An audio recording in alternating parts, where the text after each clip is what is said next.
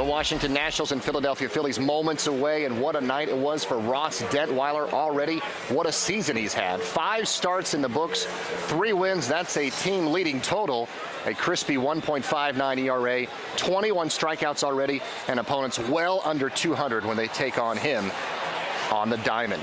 A little while ago, I asked him about his win over Arizona and how he felt in the final inning. Yeah, I mean, obviously I wanted to go 7, but you know, I'll take 6 in the third. You know, it was unbelievable. I heard a stat last night that Worth had 10 putouts last night. I don't think that's ever been done by a right fielder before.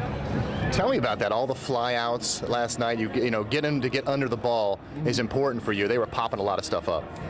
Yeah, I mean, I thought the ball was down a little bit, but they were still getting under it, and you know, it wasn't traveling all that well last night. But you know, Worth had a great game out there.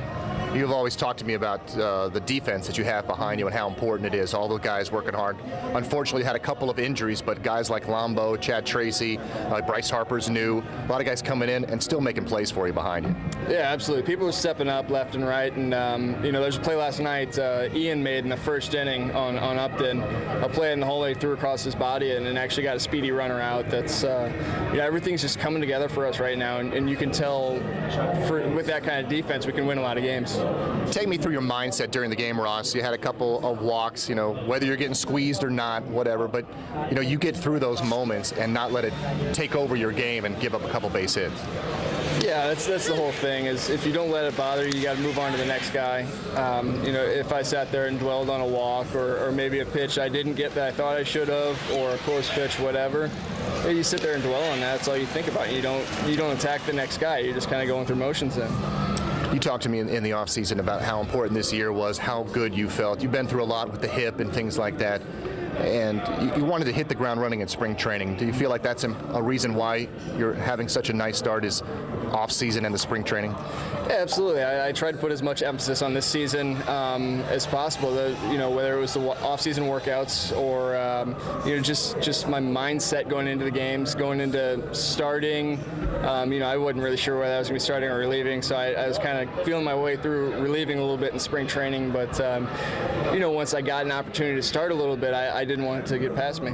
Early in your career with the hip, you're thinking about altering your delivery, changing things. You know, Ross goes across his body, things like that. But do you feel like you found a nice rhythm now where, you know, you're pitching the way you want to pitch? Yeah, I just feel that this comes natural to me. I don't even know I throw across my body anymore. I think I'm throwing straight. So, you know, once I was opened up and I was throwing straight on, it didn't feel right. Nothing was really coming out very crisp. But now I'm back to kind of not even thinking about anything. It's just what I naturally do, and you know, I think that's really helped me relax a lot. Well, if you didn't know that Ross was a big-time NHL hockey fan, and his St. Louis Blues are in a tough place right now, down 3-0. Tell me how long you've been a Blues fan. I know you've gone to a lot of games, and what can they do to get out of this hole? Well, I've been a Blues fan my whole life. I remember growing up watching them on, that was back when they were on local TV on Channel 11 in St. Louis. But anytime I can go to a game, I try to go to a game, and you know, they've really made strides just like we did in the past couple of years. They were young, a lot of talent, but they just finally put it all together this year a little bit, and I was a little scared in the first round. They lost the first game at home, but then they came back with 4 straight wins. They haven't been playing so well. The Kings look really good right now.